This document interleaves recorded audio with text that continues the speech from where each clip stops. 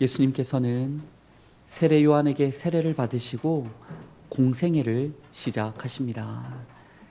내 사랑하는 아들이요 기뻐하는 자라는 하나님의 음성이 있고, 성령님께서 비둘기가 같은 형상으로 그분 위에 충만히 임하셨을 때에 예수님의 사역이, 하나님 나라 회복의 사역이 이 땅에 시작됩니다. 그런데 말씀에서 우리가 쉽게 이해되지 않는 것은 세례 직후 주님의 사역의 처음 시작이 사람들이 모인 회당이나 거리가 아니라 척박한 광야였다라는 사실입니다. 그것도 실수로 광야에 들어가신 게 아니라 성령님께서 직접 예수님을 광야로 이끄셨고, 거기서 주님은 사탄의 시험을 받으십니다. 왜 거기서부터입니까? 왜 세상의 회복을 위해 그 시작에 광야로 들어가십니까? 바로 이 질문을 가지고 말씀을 살펴보며 함께 은혜 나누기를 원합니다. 첫째로, 예수님은 떡으로만 사는 세상이 아니라 하나님의 말씀으로 사는 세상을 회복하십니다. 2절을 보았더니 광야로 내몰리신 예수님은 40일 밤낮으로 금식하시고 줄였던 상황입니다. 바로 그때에 우리 3절의 말씀을 함께 읽어봅니다. 시험하는 자가 예수께 나와서 이르되 내가 만일 하나님의 아들이거든 명하여 이 돌들로 떡덩이가 되게 하라. 아멘. 줄이신 예수님을 향해 사탄이 시험한 것은 돌을 떡덩이가 되게 하여 먹어보라는 것이었습니다. 여러분, 배고픈 사람이 먹는다는 것이 무엇이 그리 큰 죄가 되겠습니까? 그러나 이는 바로 믿음의 시험이었습니다. 예수님은 광야에 성령님의 이끄심을 따라 하나님의 의지를 따라 들어가신 거였어요. 그러니까 40일을 금식하신 것도, 마귀에게 시험을 받으신 것도 하나님의 뜻과 말씀이 있었던 것입니다. 따라서 광야 그곳에서 예수님은 시험이 끝날 때까지 그저 금식을 유지하시는 것이 하나님의 뜻에 대한 믿음과 순종이셨습니다. 사탄은 바로 그 부분을 속삭였던 것이죠. 하나님의 뜻이 그러할지라도 지금 배고픔을 위해 돌을 떡덩이가 되게 하여 마음껏 먹으라. 당장 너가 죽게 생겼는데 무슨 하나님을 향한 믿음과 순종이냐라며 사탄은 그 부분을, 예수님의 가장 배고프고 힘든 부분을 공격했었습니다. 사탄의 이러한 속삭임은 이전에도 성경을 봤더니 있었습니다. 바로 언제입니까? 출애굽을 하여 광야길을 걷던 히브리 민족에게도 동일한 시험이 있었습니다. 출애굽기 16장 말씀을 보면 애굽에서 나온 지 2달하고 2주가 지났던 그때쯤에 온 회중이 광야에서 모세와 아론을 원망합니다. 사실은 하나님을 원망합니다. 그 이유를 우리 출애굽기 16장 3절 말씀을 함께 읽어보겠습니다. 이스라엘 자손이 그들에게 이르되 우리가 애굽 땅에서 고기 가마 곁에 앉아있던 때와 떡을 배불리 먹던 때에 여호와의 손에 죽었더라면 좋았을 것을 너희가 이 광야로 우리를 인도해 내어 이 온 회중이 줄여 죽게 하는도다. 아멘. 하나님께서는 신음하던 백성들을 건져주셨고 큰 능력과 편팔로서 그들을 붙들어 그 10가지 재앙을, 홍해를 건너물 은혜 가운데 여기까지 인도해 주셨는데, 정작 백성들이 말하는 것은 왜 거기서 죽게 내버려 두지 우리를 여기까지 와서 고생하게 하느냐라는 것이었습니다. 그 이유도 무엇 때문입니까? 고기 때문이었고 떡 때문이었습니다.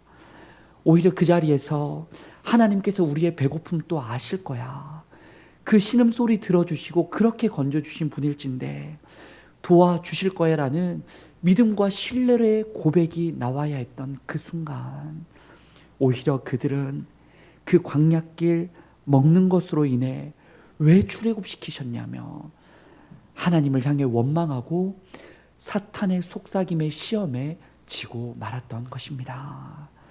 사실 이런 사탄의 시험은 오늘날 우리의 시대도 관통하고 있습니다.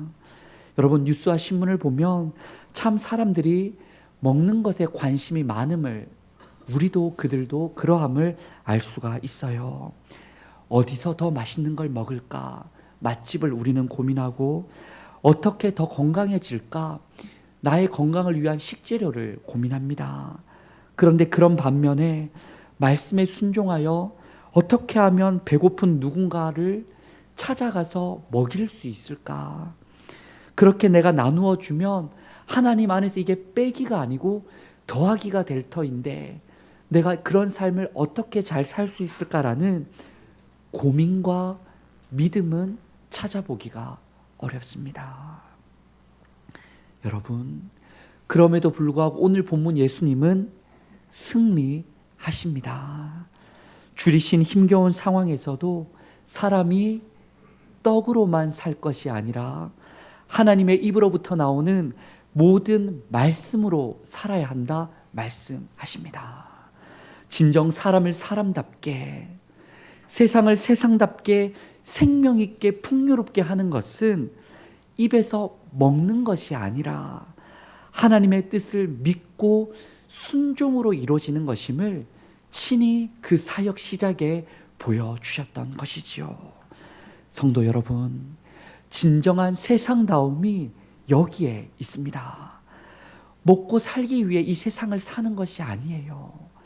하나님의 뜻을 알고 그 뜻을 먹고 말씀을 내 안에 넣고 내 삶의 피가 되고 살이 되어 살아가는 그 세상, 우리가 될 수 있기를 원합니다. 둘째로, 예수님은 천하만국과 영광을 위해 사는 세상이 아니라 하나님을 경배하고 영광 돌리는 세상으로 회복시키십니다.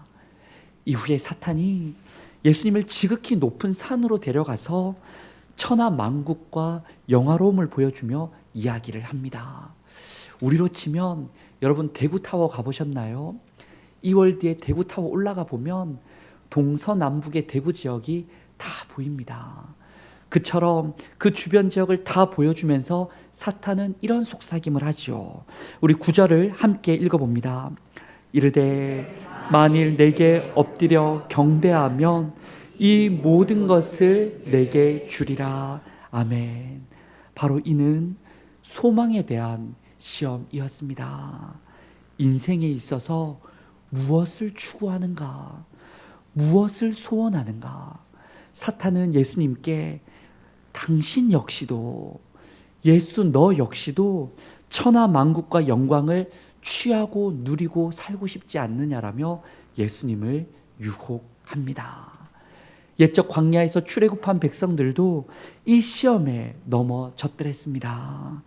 모세가 시내산의 율법을 받기 위해 올라갔을 때 40주야를 머물렀지 않습니까? 금세 돌아올 줄 알았는데 더디오는 모세에 기다리다 지친 백성들이 아론을 겁박합니다. 재촉하게 해요. 우리를 인도할 신을 만들어내라고. 모세가 오지 않는다 보다며 우리를 인도할 신을 만들어내라 계속해서 추궁하죠. 그때 만들어진 것이 무엇입니까? 금송아지입니다. 금송아지. 우리 출애굽기 32장 4절의 말씀도 함께 읽어볼까요? 아론이 그들의 손에서 금고리를 받아 부어서 조각칼로 새겨 송아지 형상을 만드니 그들이 말하되 이스라엘아 이는 너희를 애굽 땅에서 인도하여 낸 너희의 신이로다 하는지라. 아멘. 금송아지를 만들고서 뭐라고 부릅니까? 너희를 애굽에서 인도하여 낸 너희의 신이로다 라고 말합니다. 그리고 앞으로 금송아지가 백성들을 인도해 낼 거라는 거예요. 어디로요? 바로 금이 있는 곳으로. 소가 경작한 논밭에 소산이 있는 곳으로 인도해 낼 거라는 거예요. 그들의 소망이 무엇입니까? 바로 천하 만국과 영광을 누리는 곳에 이 온 이스라엘 백성들의 소망이 금송아지를 통해 나타나 버렸습니다. 하나님이 됐든지 금송아지가 됐든지 상관없이 그 땅과 소득과 소산으로 자신들을 풍족하게 해낼 것을 백성들은 갈구해내고 있는 것이죠. 여러분, 오늘날도 그렇습니다.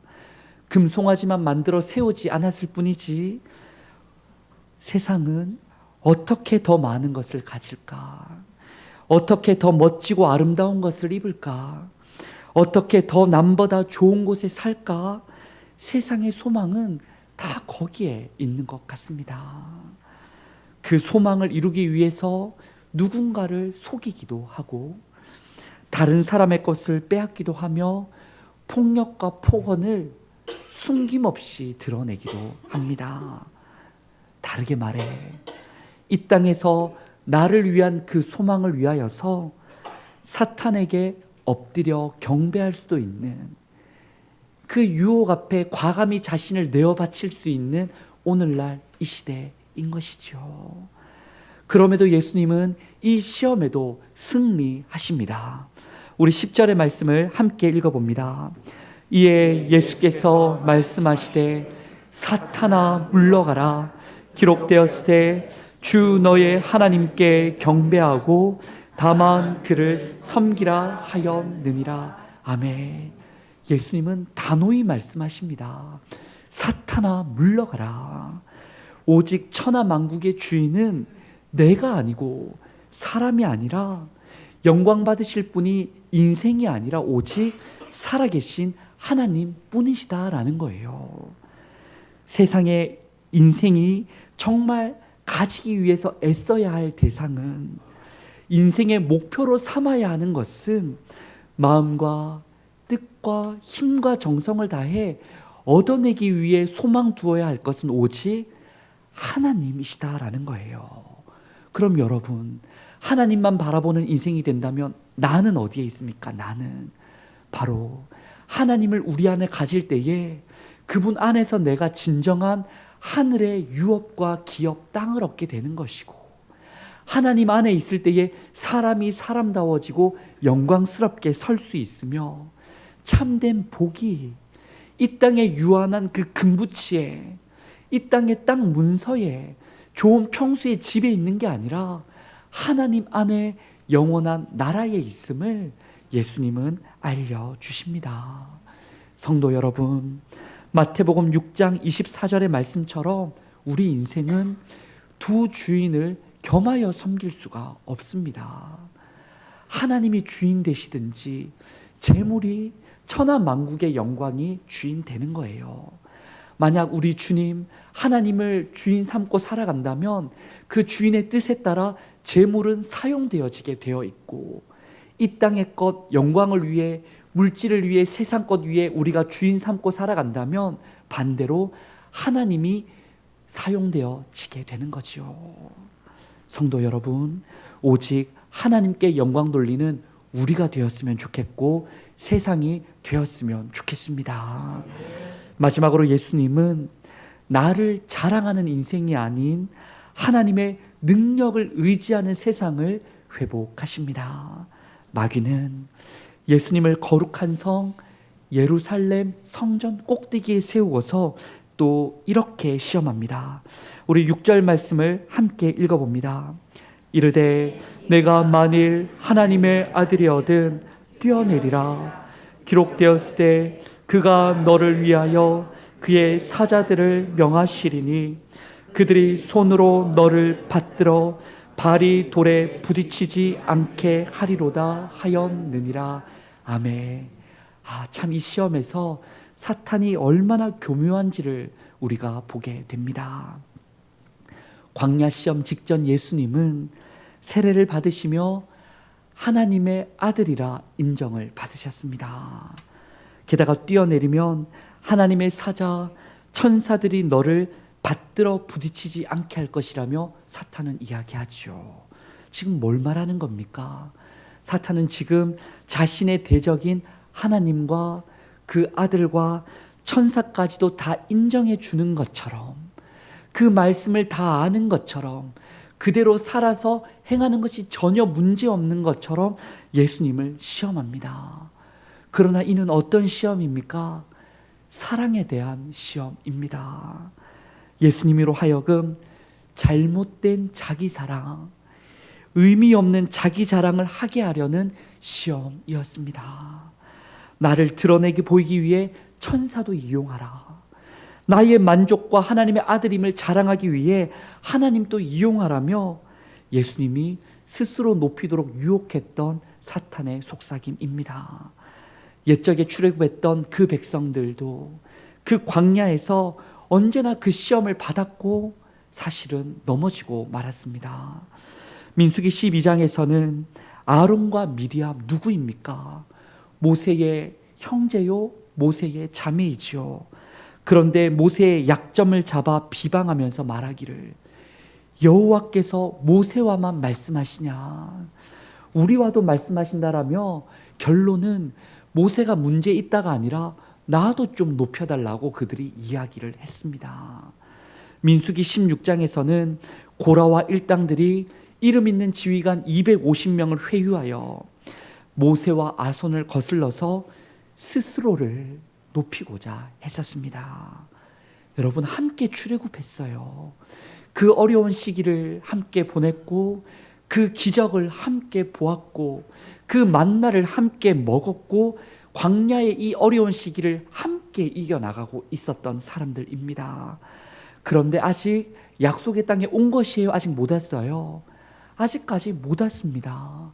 이 광야길, 약속의 땅 하루하루 잘 이겨나가야 하고, 그러려면 더 서로 사랑하고, 서로도 존중하고, 소통하고, 겸손하고, 공동체를 위해서 힘을 써도 그 땅에 갈까 말까인데, 그 중간에 그 리더들은 공동체를 사랑하지 못하고 백성들을 위해 고민하지 못하고 끝내 자기 사랑을 이루려고, 내 자리를 높이려고 그렇게나 힘을 쏟다가 망하고 말았던 것이죠. 여러분, 오늘날의 이슈들도 여러 뉴스들도 보면 바로 이것 아니겠습니까? 잘못된 자기 사랑, 잘못된 집단 이기주의가 그 이슈 중심에 있음을 우리는 알 수 있습니다. 의료 파업의 이 사건을 우리가 보게 되면 정부는 정부대로, 전공의는 전공의대로 자기 자리를 어찌됐든 지키려고, 더 높이려고, 정작 환자들은 저 아래에서 진료받지 못하고 죽어가는 데에도 그렇게 혈기를 올리고 있습니다. 러시아와 우크라이나에 계속되어지는 전쟁, 북한의 이 오물풍선으로 인한 도발은 사실 알고 보면 소수 기득권 세력들이 자기만 사랑하고자, 자기의 그것을 지키고자 나온 여러 이 결과물들이 아니겠습니까? 스스로 높이느라 백성들은 죽어가는데, 전쟁에 참여하는데, 먹지 못해 희생당하는데 그렇게나 그것을 고민하고 있는 것이죠. 예수님께서는 바로 이런 시험에도 승리하십니다. 우리 7절 말씀을 함께 읽어봅니다. 예수께서 이르시되 또 기록되었으되 주 너의 하나님을 시험하지 말라 하였느니라 하시니. 아멘. 어떤 의미이십니까? 자기 자랑을 위해 하나님을 이용하는 능력 행사를 거부하십니다.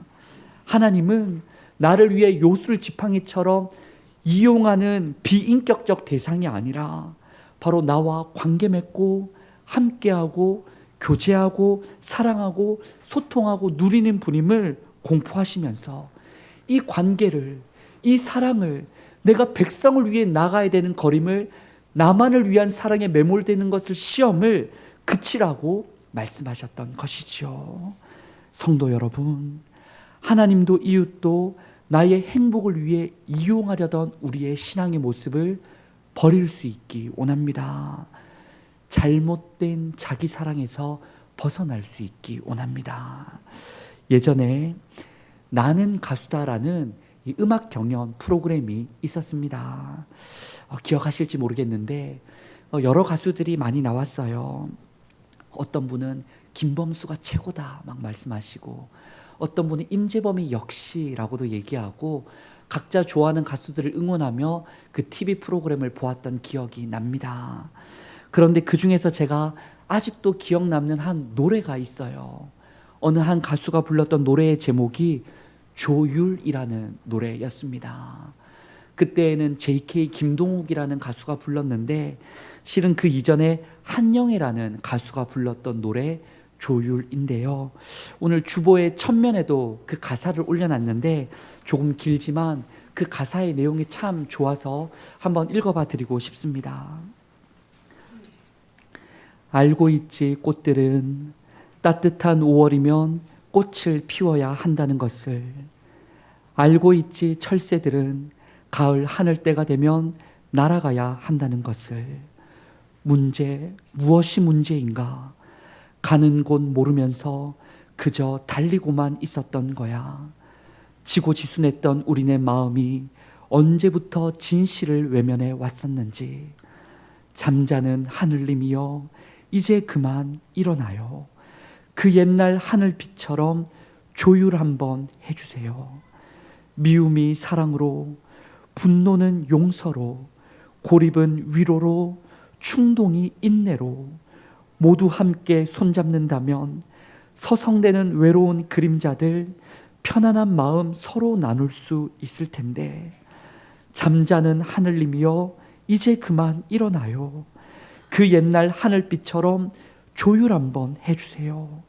내가 믿고 있는 건 이 땅과 하늘과 어린 아이들, 내일 그들이 열린 가슴으로 살아가도록 조율 한번 해주세요 라는 가사였습니다. 아픔과 슬픔 많고 언젠가부터 일그러진 이 세상을, 우리의 가정을, 우리의 마음을, 온 땅을 하나님 조율해 주시기를 바랬던 그 노래입니다. 그런데 여러분, 하나님께서는 이미 늘 깨어서 이 세상을 조율하고 계십니다. 세상 곳곳에서 하나님 나라의 회복과 완성을 위해 일그러진 자리마다, 상처 있는 자리마다, 눈물과 신음 있는 자리마다 아무쪼록 태초에 하나님 보시기에 참 좋았던 그 나라 회복하기 위해, 우리가 그 나라 안에서 참된 기쁨으로 살아가게 하시기 위해 하나님은 지금도 열심을 내고 노력하고 계십니다. 그리고 그 일을 위해 하나님의 백성들을 초청하십니다. 여러분을 부르십니다. 먼저는 와서 너희가 먼저 먹고 마시고 하나님 나라를 누리라 말씀하시고, 또한 와서 지난주 보았던 데살로니가 교회처럼 교회다운 교회가 되어달라 부탁하십니다. 어떻게 교회다운 교회가 된단 말입니까? 어려운 고난 중에도, 이 혼란스러운 세상 중에도 말씀을 붙들며 떡으로만 사는 게 아니라 말씀으로 살아가는 것을 삶으로 보여주라고 알려주십니다. 천하만국 이 세상의 영광을 쫓아가는 그 세상 속에서도 그 추구의 탕류에 휩쓸리지 말고 예수님을 따라 믿음과 소망과 사랑의 수고로 생수를 이 땅에 떨어뜨리며 수고하며 하나님의 영광을 빛을 발하라 말씀하십니다. 잘못된 자기 사랑으로, 이기적인 행패로 하나님도 이웃도 이용하려는 시대 속에서, 그런 신앙 가지고 교회를 드나들며 잘못되어가는 교회 속에서 하나님 사랑, 이웃 사랑을 다시 이루고 이 모든 일을 이뤄 가시는 하나님을 눈을 들어 바라보라 말씀하십니다. 성도 여러분, 바로 이 일을 위해 예수님은 어디로 가셨습니까? 광야로 들어가십니다. 그리고 그곳에서 승리하십니다. 우리 교회도 이 광야 같은 세상을 지날 때에 능히 승리할 수 있을 줄 믿습니다. 우리 주님께서 승리하셨기 때문입니다. 그리고 우리가 그 주님 따라 이 광야를 믿음으로 나아가면, 우리가 깨어 있으면 이 이 세상이 다시금 살아날 줄 믿습니다. 하나님의 나라가 하늘에서와 같이 이 땅 가운데 이루어지길 바라며, 대구 지역에 우리 가정에 내 마음에 이루어지길 바라며, 한 주도 주님 따라 승리하는 우리 모두가 될 수 있기를 원합니다. 우리 시간 주신 말씀 붙들고 이렇게 기도하겠습니다. 주님, 전쟁과 폭력, 차별과 억압, 질병과 이상기후로 신음하는 이 땅을 불쌍히 여겨 주옵소서. 육신의 정욕, 안목의 정욕, 이생의 자랑을 따라 더럽혀지고 얼룩진 우리를, 이 교회를, 이 땅을 용서하여 주옵소서. 교회가 교회답게 다시금 일어나 세상에 하나님 나라의 참 복음과 생명 전하는 일에 앞장서게 하시고, 아프고 근심하고 죽음 많은 이 세상 다시금 함께 기뻐하고 웃는 날이 오게 하여 주시옵소서라고 우리 함께 통성으로 기도합니다. 하나님 아버지, 이 땅 불쌍히 여겨 주시옵소서. 아버지, 지구를 불쌍히 여겨 주시옵소서. 아버지의 영혼들을, 신음하고 아우성인 그 영혼들을 불쌍히 여겨 주시옵소서. 세계 곳곳마다 들려지는 소식이 전쟁과 폭력이요, 차별과 억압이요, 질병과 이상기후가 넘쳐나는 시대를 보냅니다. 아버지, 이 땅을 고쳐가는 능력이 우리에게 있어야 할진데, 교회가 하나님의 백성이 그 사명 감당해야 할진데, 정작 우리 역시도 육신의 정욕, 안목의 정욕, 이생의 자랑을 따라 살아가고 있으니 주님 어찌하여야 하겠습니까? 주님 도와주시옵소서. 그 광야 같은 인생, 넘어져 허덕이는 이 인생을, 이 교회를, 이 세상을, 더럽혀지고 얼룩진 이 땅을 예수의 보혈로 용서하여 주시고 주님의 승리로 덧입혀 주시사, 다시금 교회가 교회다워지고 세상이 세상다워지고 하나님의 생명의 능력이 온 땅을 덮어 역사하여 주시옵소서. 하나님 보시기에 참 좋았던 그 땅이 임하게 하여 주시옵소서. 한 주도 승리하게 하여 주시옵소서. 우리의 발걸음이 머무는 곳 하나님 나라 되게 하여 주시옵소서. 주님, 우리를 도와주시옵소서. 하나님 아버지, 하나님이 보시기에 참 좋았던 그 세상이 오늘 회복되기를 원합니다. 떡으로만 배불리려는 이 세상이 다시 말씀을 먹고 진정 풍요롭게 하옵소서. 천하 만국의 영광을 위해서만 달리고 살려는 이 세상이 다시 하나님께 영광을 드리고 그 안에서 하나님 나라를 누리게 하옵소서. 잘못된 자기 사랑으로 서로 높아지려는 다툼이 그치게 하시고, 서로 살리고 서로 위로하고 서로 사랑하는 이 땅 되게 하옵소서. 이 모든 일을 우리의 힘으로 할 수 없음을 고백드립니다. 아담과 하와도 넘어졌고 그 광야길 이스라엘도 넘어졌고 오늘날 우리도 한국교회도 넘어져 주님의 도움을 구하고 있을진데, 주님, 승리하신 예수님 안에서 온 세상이 다시 세상답게 회복되게 하옵소서. 예수님의 이름으로 기도드립니다. 아멘.